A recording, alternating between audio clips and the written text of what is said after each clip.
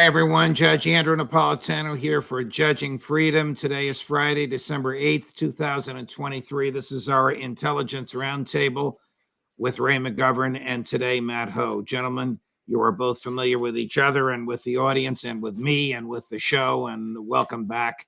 It's late in the day on a cold Friday afternoon here in the Northeast, and thank you very much for joining us. As we come on air, Ray, you reported to me, and Matt, you affirmed it. The Security Council of the United Nations voted, I think, 13 to 1 on a resolution calling for a ceasefire in Gaza. The Security Council, of course, cannot do anything if one of the permanent members dissents, and the sole dissent was the United States of America. The other permanent member didn't, one of the other permanent members didn't dissent but abstained. So the U.S. dissents, Britain abstains, and nothing happens. You're not surprised, are you, Matt? No, I'm not. I mean, I wish I was, right? There's a part of me that this morning was thinking, wow, imagine if the U.S. actually just even abstained itself, not even voted for it. But there was no way that was ever going to happen. And so now this potentially goes, or I assume goes to the General Assembly, but there's not much teeth behind that. Yeah. And so now the question becomes, what will other nations do? What are other nations going to do to stop this? And whether it's nations, I'd love to see my ancestral homes of Ireland and Spain continue to step forward in this issue and invoke the Genocide Convention. I'd like to see regional nations get together and say, this is how we are going to handle this. And this is what we're going to do, whether it be some type of economic blockade, whether it be further diplomatic, whether it be legal, but something to stop this ongoing genocide. I mean, this is really, I'll use a word from the streets, disgusting that the United States voted against this. This is not a condemnation of the Netanyahu government. This is a humanitarian ceasefire so that innocent civilian human beings can get food, water, shelter, and clothing. And the United States votes against it. How the hell would Joe Biden justify this to the public, Ray? Judge, he can't justify it to the public. And this is going to be a real black mark on the upcoming election. Young people seem to care a little bit more about justice than old people, I'm sorry to say. And it's going to really hurt him. Now, we have an Israeli mayor of one of those cities saying we ought to bury alive all those, quote, subhuman, end quote, Palestinian civilians. My God, it's clear that this is a genocide. And as Matt pointed out, the real question is, what will these Arab countries do? What will these countries who are full of displaced Palestinians, what will the Iranians do? And what will Turkey do? They're going to do something. And I hope and pray that they do economic leverage first, because that will work. It will be slower, but it'll be clear that they intend to do something strong. And that's, of course, what's indicated here. What do you think, Matt? How much more patience will Turkey, Egypt, Lebanon, Iran have? Well, you know, a number of Arab foreign ministers, along with the Turks, were in to meet with Tony Blinken before this vote happened. About 5 or 6 of them, and including the foreign minister for the Palestinian Authority. In the U.S. or? Yeah, that's my understanding. At the UN. Mm-hmm. Yeah. And so what was their message to him? I can't imagine them at this point just going in and saying, we'd like you to let this ceasefire motion go forward. We'd like to see you. I mean, they had to have had some teeth to it. They've had to have had some type of leverage. I mean, and again, I come back, we've talked about this before. Other people have talked about this. Come back, at least Saudi Arabia was there, come back at least with the threat of $7 a gallon gasoline during the elections next year. Do something at least to stop this. I mean, and what we're seeing is advance, just not the killing, Judge, but it's also, and this is why the claims of genocide are credible, not because we're also seeing the intention, the stated intention, which is one part of it, but we're also seeing this destruction of the land. So now as Israel starts to utilize seawater ostensibly to destroy the tunnels that Hamas is in. Well, the reality of that is they're destroying the aquifers. So they're destroying the drinking water for generations. They're destroying the land for any agricultural value. You know, and we're seeing them destroy the universities. We're seeing them destroy centuries-old mosques. We're seeing them kill poets. So they're destroying who the people are, the culture, the identity of the Palestinians. And so, my God, whatever it is that can be done must be done to stop this. I'm going to play a very emotional clip that Ray sent us of the great Daniel Ellsberg shortly before he died. But before I play that clip, Ray, and in furtherance of it, how dangerous is it for good men to do nothing in the face of unmitigated evil? It's very dangerous. On the other hand, people like Ed Snowden escaped. It really depends on whether you have an exit plan or you have powerful people like Julian Assange, in Ed Snowden's case, helping you get to safety. Now, Russia was not Ed Snowden's first choice, clearly, but he's safe and he's contributing, and he's got two little kids now. So it can end up in a happy resolution. It has on a couple of occasions, but you have to realize, you have to go in there and say to yourself what Dan Ellsberg said: wouldn't you face life imprisonment to stop a god-awful war? He said that back in 1971, for God's sake. He was clear. He got off on a technicality, so he can escape too. Others can escape. And I just hope that his last warning, which was when he got the Sam Adams Award for Integrity in Intelligence back early this year, his last warning can resound, resonates loud and clear with those who have the documents.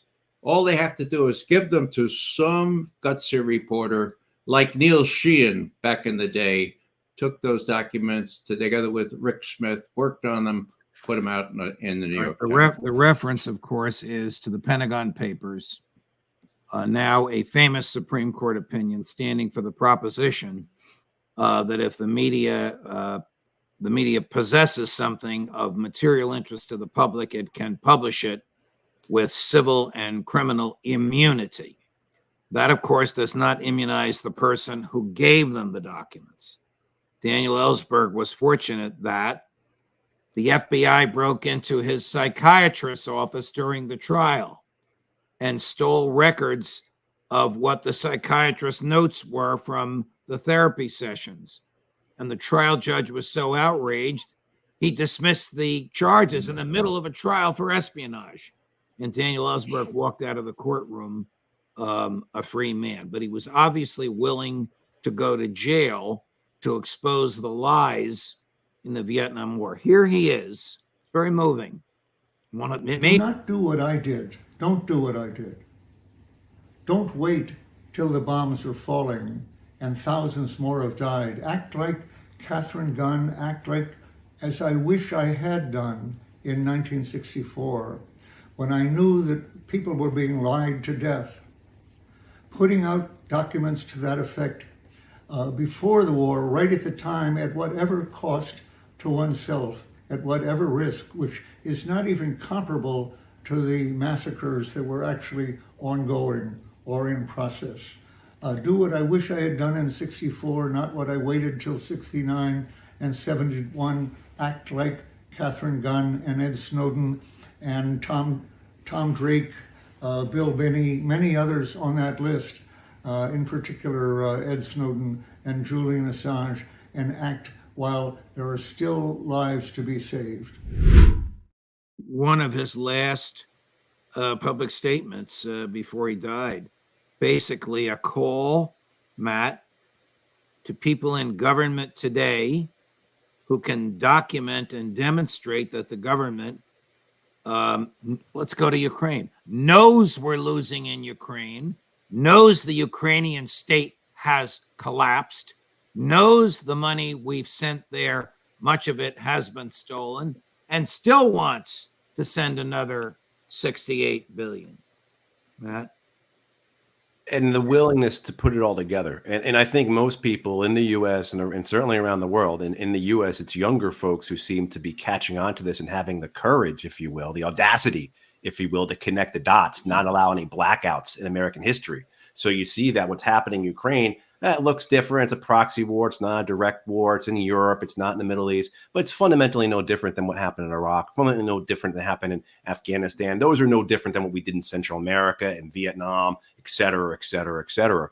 So what you need are the people to come out to provide that color, because people have a black and white understanding, and they need their suspicions, their thoughts, their understanding of what's occurring with our government overseas to be confirmed. And I just want to go back to Dan and Ray as well, but Dan referenced Catherine Gunn.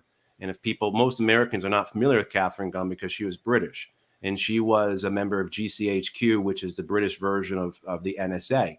And she went to the press in the weeks before the U.S. invasion of Iraq to detail how the U.S. and the British were trying to sabotage the diplomatic process at the United Nations. And a quick and easy way to learn about her, a fantastic movie called Official Secrets with Keira Knightley. It's a great film, tells Catherine's story very well. But that's the type of thing we're talking about. We need the people who have the evidence.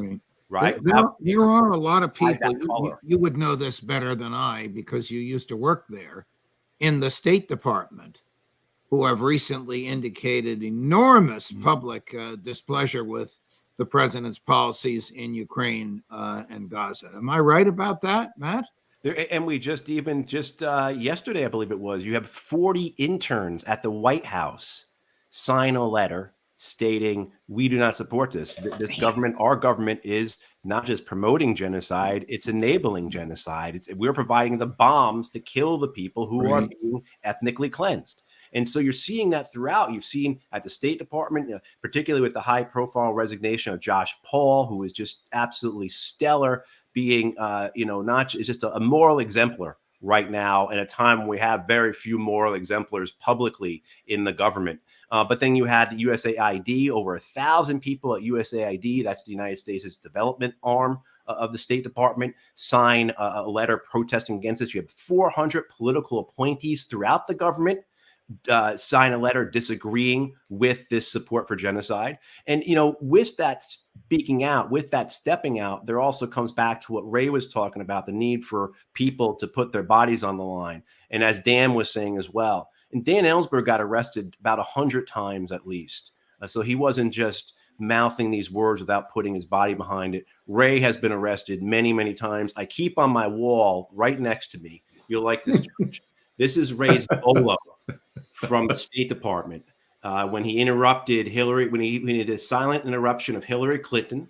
And the State Department was so threatened by that. The Secretary of State, the American government, was so threatened by a person standing silently in opposition to Hillary Clinton's warmongering that they put out a bolo, be out on the lookout, be on the lookout for, right? I mean, and so that's the type of people that we need to rally around and support and listen to, because they're the ones who've left before, and they're the ones that we need now.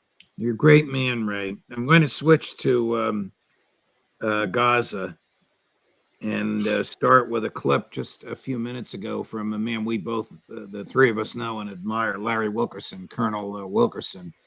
Here's what he had to say about Bibi Netanyahu. I wish I could say I think what you're saying will eventually come about, but I go back to Hannah Arendt and her phrase, the banality of evil. What we're seeing is the banality of evil work every 24 hours in this situation. We're seeing people getting to the point where they just want to ignore it. They want to go somewhere else. They want to get away from the bloodshed. They want to get away from the killing and the murder and the slaughter. And they'll figure out a way to do that, whether it's Mohammed bin Salman or it's El-Sisi in Cairo or whomever. They'll figure out a way to do that. Now, if it should impact their interests directly, like, for example, the King of Jordan, if they push too many into Jordan, or El-Sisi if they push too many into Egypt, then it could change, but I don't think it'll change dramatically. I think it might be a word or two in the ear of the Israelis, but it won't be much more than that. They're going to continue until they've done what they want to do.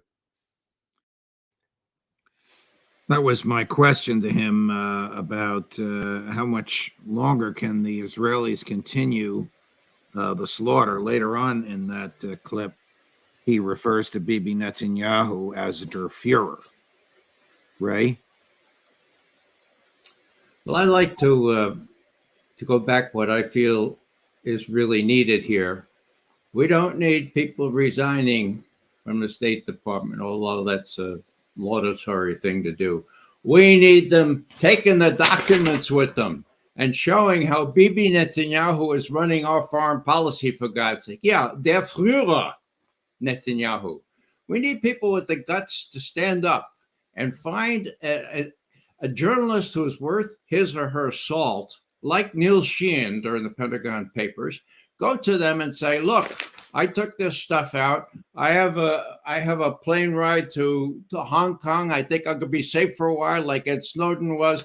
Publish it, for God's sake, and show how corrupt our government is and how snivelly the Biden administration is during genocide in Gaza. That's what needs to happen. You have to take the papers out. You have to give them to a responsible person, get them out so the American people can know. Let me add one more thing. When the Pentagon Papers came out, Rick Smith and Neil Sheehan were working on them. And Rick reports this. He said, Neil Sheehan said, Rick, these bastards in government have been lying to the American people about a war that they knew the American people would never stomach if they were told the truth. Now we've got the goods on them. In their own words, in their own documents. Let's publish. That's what we need. That's what we need today. Ray, you're a gentleman, but I love when you're angry, and I love the I love the passion. So I'm going to make you angrier, Chris. Let's run President Biden yesterday, speaking just to the press. Good afternoon, everyone. I'd like to speak to you today about an urgent responsibility the Congress has to uphold the national security needs of the United States and, quite frankly, of our partners as well. This cannot wait. Congress needs to pass supplemental funding for Ukraine before they break for the holiday resources. As simple as that. Frankly, I think it's stunning that we've gotten to this point in the first place. While Congress, Republicans in Congress are willing to give Putin the greatest gift he could hope for and abandon our global leadership, not just in Ukraine, but beyond that. If Putin takes Ukraine, he won't stop there. It's important to see the long run here. He's going to keep going. He's made that pretty clear. If Putin attacks a NATO ally, then we'll have something that we don't seek and that we don't have today. American troops fighting Russian troops. American troops fighting Russian troops if he moves into other parts of NATO. Extreme Republicans are playing chicken with our national security, holding Ukraine's funding hostage to their extreme partisan border policies. And now they're willing to literally kneecap Ukraine on the battlefield and damage our national security in the process. Look, I know we have our divisions at home. Let's get past them. This is critical. Petty, partisan, angry politics can't get in the way of our responsibility as a leading nation in the world. We can't let Putin win. Say it again, we can't let Putin win. It's in our overwhelming national interest and international interest of all our friends. So I think the two of you are still muted. Oh, there we go. All right. I thought you were muted. I mean, there's not, Matt, there's not a word of truth in what he said. No, not a word of truth in what he said, that Putin wants to take Ukraine and move on to other NATO countries. In fact, Putin has said 100 times the opposite.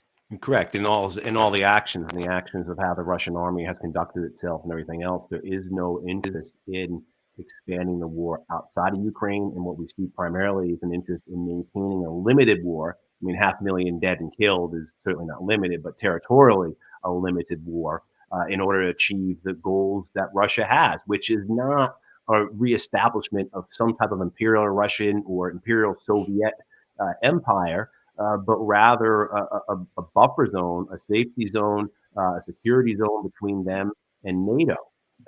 This idea that somehow Russia, which has only been able to advance roughly 60, 70 miles west into Ukraine in nearly 2 years, is somehow then going to go and march on Berlin. Is someone going to go then and march on Paris and then cross the channel and take London? But we've heard this before. We've heard this all the time over and over. Oops. Somehow we lost you. We lost you, Matt. All right, Ray, I will go to you while Matt adjusts or addresses his volume. Sure. Okay. Well, I just Okay. well, would your friend Bill Burns, Ray, have seen what the president said ahead of time and said to him, "This is hogwash, and no one will believe it"? The first part is correct. He would have seen it beforehand. The second part is incorrect. He's a bureaucrat. He's a cog in the system. Okay. Now, Bill Burns told the president of the United States to say 2 months ago, Putin has already lost. And now we have the president coming 2 months later saying, we can't let Putin win. What the hell is going on here? It's politics, pure and simple. And when they say, don't let the Republicans kneecap us or kneecap Putin or kneecap the Ukrainian friends of ours. That's pure politics. And a lot of people are getting killed. And there again, I hope a whistleblower could come out and say, look, this is the real deal here. It's lost. It's just not the Russians lost. It's the Ukrainians lost. And there's no way that 56 billion more or 400 billion more, which the Ukrainians are now requesting, is going to change anything in that part of the world. And Matt, you have a finger on the pulse of the politics as well. What do you think the Congress will do with old Joe's request for 68 billion? Combine it with aid to Israel, combine it to build a border wall, and give Zelensky whatever he wants to steal and run to Miami? Yeah, I think the money for Israel will get pulled out because that is the priority for both parties, and the pressure they're going to be under from AIPAC and other Israeli lobbies is immense. Money with no strings. No strings. About actually slaughter and removing the few strings there are that are on the roughly $4 billion we give the IDF every year are going to be removed. So the requirements to utilize that money to purchase American weapons are going to be removed. The requirements of Congress to be notified, so this can all be done in secret. So it's very nefarious what they're doing, in addition to supporting a genocide and ethnic cleansing. And I think what will happen with the Ukraine funding is it will go through, because that's such a huge gravy train for the military industrial complex. There's no way Boeing, Lockheed, Raytheon are not going to get their hands on that money. But I think it's going to take much longer time than the Democrats wanted, and it's going to cost them a lot. So I think the Israeli aid will get pulled out, and then you'll have a separate Ukraine border. And then I think as well, too, I think the Taiwan money, the money against China for the war that so many in D.C. want, a war with China, I think that money's pretty safe, too. Ray, I'll give you the last word. Why do presidents like bloodshed? The presidents that we have had recently have been captive to the military-industrial complex with respect to the Middle East, captive to the likes of Benjamin Netanyahu. They're not their own people. They're captive to their own entourage, so the so-called deep state. They have no guts, and that's largely the reason why they let themselves be twirled around by the likes of Führer Netanyahu. Here's Colonel Wilkerson, former chief of staff to career military, former chief of staff to Secretary of State Colin Powell, with his opinion of Bibi Netanyahu. Since Netanyahu took over, indeed, probably since Ronald Reagan had to really bash the Israelis when they went into Lebanon in 1982. But it's certainly been their policy since Netanyahu took over. He is the most draconian leader Israel has had in its short history since 1948. How do you see He is the Führer. He is the Führer. Well, we'll end with that. Gentlemen, thank you very much. It's late in the day on a Friday. The audience is deeply appreciative. Your humble correspondent is profoundly appreciative. We'll see you both next week. All right. Good Thanks, weekend. Judge. Thank you. Oh, we're up to 245, close to 246,000 of you subscribers. Our goal, of course, is 250,000 by Christmas time. Christmas is a couple of weeks away. I think we'll reach it, but not without your help and not without talking to your friends, neighbors, coworkers, and colleagues. Even people that don't like me, tell them to subscribe. Judge Napolitano for Judging Freedom.